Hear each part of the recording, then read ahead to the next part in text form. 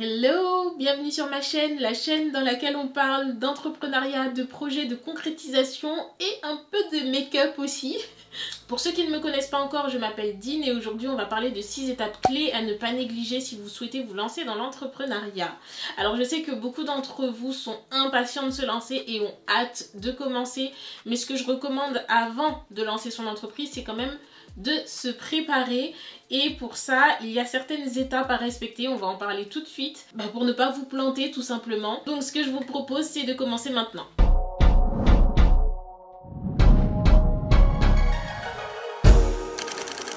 La première chose que je vous recommande de faire, c'est de vous renseigner et de vous former dans votre domaine d'activité. Moi par exemple, je fais du maquillage, j'ai fait une école. Alors les écoles c'est pas obligatoire, mais dans tous les cas je me suis quand même très bien renseignée. C'est vrai que j'ai voulu faire une école parce que je partais vraiment de zéro, je connaissais rien du tout. Mais au-delà de l'école, je suis allée quand même plus loin. J'ai travaillé pour une marque de maquillage, j'ai travaillé en freelance, j'ai travaillé gratuitement aussi, vraiment pour être aux côtés de personnes qui s'y connaissaient mieux que moi et vraiment pour pouvoir apporter un petit peu de l'eau à mon moulin. Ce que je vous recommande, c'est de faire la même chose. Renseignez-vous, formez-vous, vraiment si vous n'avez pas le métier en main, formez-vous, surtout si c'est de l'artisanat. Si vous faites de la vente par exemple, vous faites de la vente de vêtements, renseignez-vous pour savoir comment va le domaine d'activité. Si vous faites de la restauration, renseignez-vous pour savoir comment se passe le domaine de la restauration en ce moment, les tendances, ce qui est bon de faire, la concurrence, enfin voilà, ouvrez vraiment les yeux et renseignez-vous.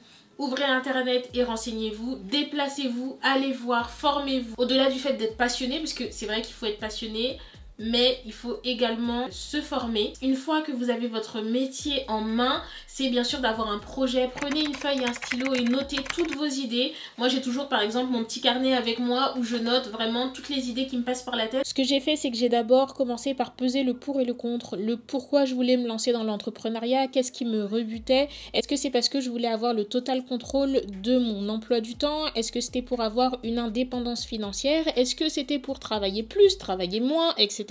Vraiment, je me suis posé les bonnes questions. J'ai vraiment écrit tout mon projet, j'ai écrit ce que je voulais faire, le projet à long terme, le projet à court terme, où je me vois dans 10 ans et ce que je veux que mon entreprise devienne dans quelques années. Je pense que c'est important aussi d'avoir une idée, de se dire est-ce que c'est viable, est-ce que ça ne l'est pas, est-ce que ce projet-là, je peux le mener à bien ou pas, de l'écrire.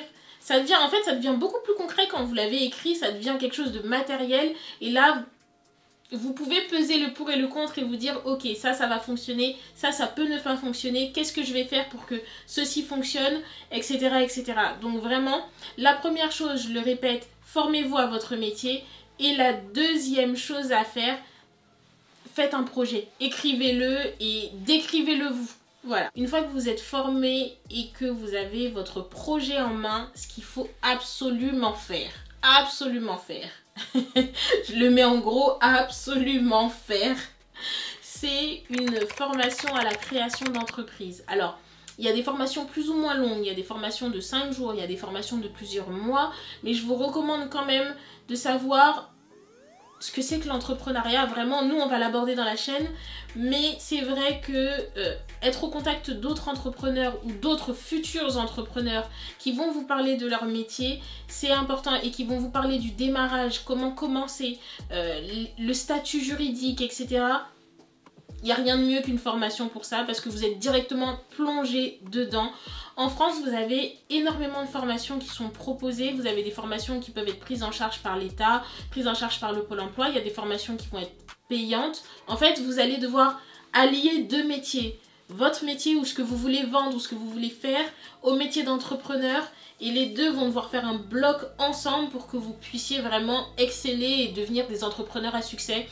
Donc moi j'ai fait celle de l'ADI qui s'appelait à l'époque et qui n'existe plus malheureusement, qui s'appelait Créa Jeune. À vous de voir la formation qui vous correspond le plus. Je vais vous donner 2-3 autres noms de formations, ça peut peut-être vous intéresser. L'ADI propose une formation qui s'appelle Je deviens entrepreneur. Elle dure 35 heures à faire en 1 ou 2 semaines et elle est 100% prise en charge, donc vous n'avez absolument rien à payer. La BGE et le Pôle emploi proposent une formation qui s'appelle Active Créa Émergence. Il y a plusieurs rendez-vous avec un professionnel pendant une durée de 3 mois et pareil, cette formation est prise en charge à 100%. La région Île-de-France fait une formation qui s'appelle Entrepreneur Leader.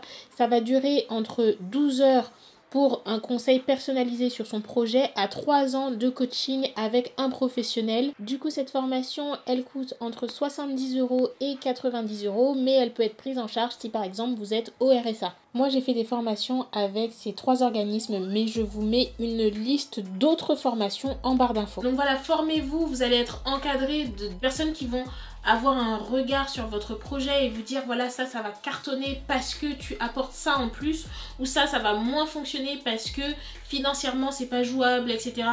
Ou il faudrait peut-être éventuellement songer à faire un prêt. Enfin vraiment, laissez d'autres personnes vous apporter un regard extérieur sur votre projet et rien de mieux qu'une formation pour faire ça. Regardez les avis sur les formations et prenez vraiment celles qui vous correspondent plus. Le prochain point, vous l'aborderez forcément si vous intégrez une formation à la création d'entreprise.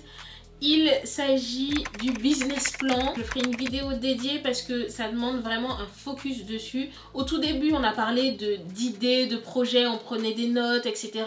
Là, quand vous en êtes au business plan, ça va être vraiment le plan détaillé de votre entreprise. Voilà, ça va être ça. Vous allez parler de vous, du projet. Là, je l'aborde vraiment sommairement, mais franchement, on reviendra dessus parce que c'est important. En premier, dans votre business plan, vous allez écrire votre executive summary. Ça veut dire que c'est le résumé de votre projet. Et je précise de façon claire, vous allez l'expliquer à une personne qui ne connaît pas votre projet. Vous connaissez peut-être les termes techniques, mais la personne qui va lire votre projet ne les connaît pas. Donc c'est important d'être vraiment clair et de ne pas s'étaler sur plus de 2 ou 3 pages. Ensuite, vous allez présenter les porteurs de projet, c'est-à-dire vous présentez vous et vous présentez toutes les personnes qui font part à votre projet, vos associés par exemple. Vous allez parler de votre parcours, de vos compétences, de vos atouts, de vos diplômes, tout ce qui vous caractérise et qui fait de vous des personnes uniques. Le troisième point qui est à mon sens le point le plus important, c'est faire une étude de votre marché.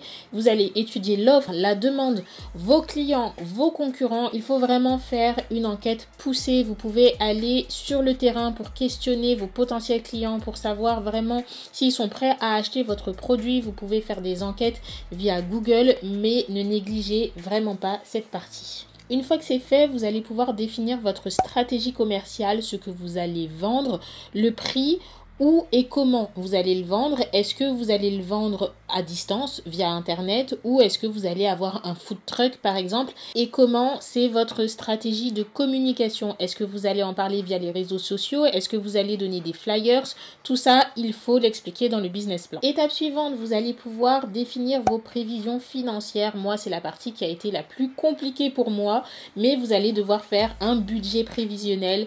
Vous allez devoir définir votre besoin en fonds de roulement. On reviendra dessus à la fin de cette vidéo. Vous pouvez utiliser des graphiques pour montrer quel sera votre chiffre d'affaires les 3 premières années et surtout estimer vos bénéfices. Grâce à toutes ces informations, vous allez pouvoir définir le statut juridique de votre entreprise. Par exemple, si vous avez des associés, vous n'allez pas forcément choisir le même statut que si vous n'en avez pas. Et pareil, si vous avez énormément de charges, vous allez peut-être choisir un statut où vous pouvez les déduire de vos impôts par exemple. Dernière étape, il va falloir trouver des financements. Vous pouvez faire appel à vos proches pour vous faire des dons ou des prêts. Vous pouvez aussi demander des prêts d'honneur ou des prêts à la banque ou faire du crowdfunding, c'est-à-dire du financement participatif. Une fois que vous avez créé votre business plan, l'étape suivante, si vous ne l'avez pas encore fait, c'est de penser au nom de votre entreprise. Alors vous avez peut-être plein d'idées sur un bloc-notes, c'est génial. Vous en avez peut-être une où vous vous êtes dit ce nom-là, c'est le nom de mon entreprise. Mais avant, il faut vérifier la disponibilité de ce nom parce que ce serait dommage qu'une autre entreprise ait déjà le même nom que la vôtre. Il va falloir que vous alliez sur la base marque de l'INPI. Alors on va faire simple. Imaginons que vous voulez vous lancer dans la location de voitures et je ne sais pas pourquoi, vous voulez appeler votre entreprise EDF. Donc vous allez prendre la classe à laquelle vous appartenez. Il y a 45 classes, pardon. Pour la location de voitures, ça va être la classe 39. Et vous allez regarder si dans la classe 39, il y a une entreprise qui a déjà déposé le nom EDF. Donc là, dans la classe 39, nous avons distribution de journaux, distribution d'eau et distribution d'électricité, Nous avons la location de garage, le transport en taxi et la réservation de places de voyageurs, la location de véhicules, etc. etc. Dans la classe 39, je répète, il y a la distribution d'électricité. Pas de chance. Le nom EDF va être déjà pris et vous n'allez pas pouvoir l'exploiter. Ce que je vous recommande quand même, c'est que quand il y a une grosse boîte comme ça, même si vous voulez vous lancer dans la location de voiture et que vous voulez l'appeler Dior, même si c'est pas dans votre classe, c'est Dior. Oubliez tout de suite. Prenez quelque chose qui n'existe pas si possible, ou en tout cas n'existe pas dans votre classe. Voilà, essayez de trouver un nom original qui vous correspond, qui est proche de vous, mais qui n'a pas déjà été pris. Alors, c'est pas évident, parfois ça demande beaucoup de réflexion, mais ça fonctionne, c'est trouvable. Donc ce que je vais faire, c'est que je vais vous montrer directement sur le site de l'INPI comment on fait pour voir si un nom est disponible ou pas. Donc vous allez directement ici dans la base marque de l'INPI. Vous appuyez sur accéder et là vous arrivez dans ce qu'on appelle la recherche par nom de marque. Il va falloir que vous puissiez trouver la classe à laquelle vous appartenez, comme ce qu'on a dit. Donc vous allez aller dans liste des classes juste ici et là vous avez toute la liste des classes et là il y a la liste de tout ce qui sera compris dans ma classe, à savoir que vous pouvez faire une recherche de classe en appelant directement l'INPI ou en prenant un rendez-vous. Moi c'est ce que j'avais fait et c'est gratuit. Donc on va revenir sur la recherche de nom de marque et on va marquer ici EDF, je l'avais déjà fait, mais donc du coup vous pouvez le faire et on appartient à la classe 39 et on va chercher si dans la classe 39 il y a EDF et là vous voyez que le nom dans la classe 39 est déjà pris, mais vous pouvez aussi voir qu'il n'est pas seulement pris dans la classe 39, il est aussi pris dans la classe 35, dans la classe 40 et dans la classe 42. Vous voyez, partenaire économie d'énergie EDF, et là il y a toutes ces classes là qui ont été déposées. Je tiens juste à vous préciser qu'en auto-entreprise, le nom de votre entreprise sera obligatoirement votre nom et prénom. Vous n'aurez pas le choix, c'est comme ça. Mais si vous voulez lancer une collection, par exemple, le nom de cette collection devra aussi être déposé. Voilà, cherchez avant de vous lancer si le nom que vous voulez utiliser est déjà exploité et déjà réservé. Alors le risque c'est quoi? C'est que vous fassiez des cartes de visite, que vous fassiez des affiches, que vous commenciez à commercialiser votre produit et qu'une entreprise un jour vienne frapper à votre porte et vous dise excusez-nous, ce nom est déjà exploité et vous ne pouvez pas l'utiliser. Dans le meilleur des cas, il y a une discussion à l'amiable qui va se passer. Vous allez devoir retirer vos produits de la vente, jeter vos cartes de visite et recommencer tout depuis le début. Et dans le pire des cas, là, ça risque de se passer devant les tribunaux. Si vous avez eu le temps de faire énormément d'argent avec la marque de quelqu'un d'autre, cette personne va dire « Vous avez utilisé notre nom pour gagner des sous, on demande des dommages et intérêts, etc. etc. » Donc, pour être tranquille, vérifiez vraiment que votre nom est disponible, qui n'est pas exploité. Donc à l'INPI, ça va vous coûter un peu d'argent parce que vous allez devoir payer 190 € pour une classe, plus 40 € par classe supplémentaire. Dernier point à aborder selon moi avant de vous lancer, c'est d'avoir une trésorerie de départ. Donc dans le business plan qu'on a vu tout à l'heure, vous allez définir votre besoin en fonds de roulement, c'est-à-dire l'argent dont vous avez besoin avant de vendre vos produits. Pour être plus clair, ça va être la somme de vos charges, par exemple le loyer de votre local, ou l'achat de produits nécessaires à la fabrication, le coût de fabrication également, ou par exemple votre assurance professionnelle. Vous faites l'addition de toutes ces charges et ce sont ces charges qui vont vous donner votre besoin en fonds de roulement, c'est-à-dire ce dont votre entreprise a besoin pour commencer à fonctionner avant de commencer à faire du chiffre d'affaires. Et ce qui est conseillé, c'est d'avoir 2-3 mois d'avance pour justement commencer à faire fonctionner votre entreprise avant d'avoir des clients et donc de l'argent. Par exemple, dans une entreprise, vous n'avez pas le droit légalement d'être à découvert. Votre compte doit toujours être dans le vert et ne peut pas être dans le rouge, sinon vous allez être en liquidation. Et pour éviter la liquidation, imaginons que un jour vous perdiez un très gros client et qu'une somme que vous attendiez n'arrive pas, vous allez avoir cette trésorerie-là pour vous permettre d'avoir un compte qui reste toujours dans le vert. Et moi, je recommande d'avoir toujours de la trésorerie de côté. C'est de la trésorerie de secours, mais voilà, ça va vous permettre de pallier aux petites galères et c'est important. Après, bien sûr, ça dépend du type d'entreprise dans laquelle on veut se lancer. Parfois, c'est pas possible. Parfois, il y a des entreprises qui demandent d'avoir énormément d'investissement au départ, ce qui n'est pas forcément le cas du maquillage. C'est vrai que le maquillage, ça coûte cher. Moi, j'avais déjà mon maquillage, j'avais déjà tout mon stock, j'avais déjà tout acheté. Et c'est pour ça en fait que je vous dis, prévoyez votre projet à l'avance. J'ai acheté mon matériel au fur et à mesure, j'ai fait ma trésorerie de départ et quand je me suis lancée, j'avais pas énormément de choses à racheter. Après forcément, comme je le dis, ça dépend de l'entreprise. Si vous faites de la location de voitures, il va falloir que vous achetiez des voitures, il va falloir faire des prêts, etc. Ça va être beaucoup plus lourd financièrement que du make-up. Mais clairement, c'est faisable. Prévoyez une petite trésorerie. Surtout quand vous avez une petite entreprise qui ne vous demande pas l'achat d'énormément de matériel, c'est beaucoup plus faisable d'avoir une trésorerie de départ. Travaillez, économisez, mettez de l'argent de côté pour vous lancer plus sereinement. Ce sera toujours déjà pour une banque plus rassurant si vous avez un apport à mettre dans votre entreprise et une trésorerie de secours. Donc voilà. Avant de vous lancer, économisez un petit peu de façon à avoir un apport à injecter dans votre entreprise. C'est important.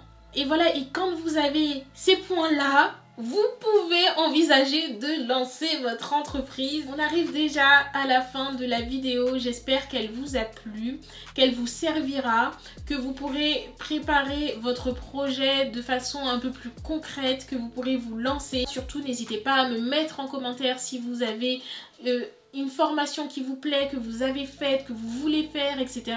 Le but, c'est qu'on échange ensemble sur l'entrepreneuriat. Moi, en tout cas, je vous mets toutes les infos dans la barre de description. N'oubliez pas de me laisser un petit pouce. Je vous fais des bisous et je vous dis à très bientôt.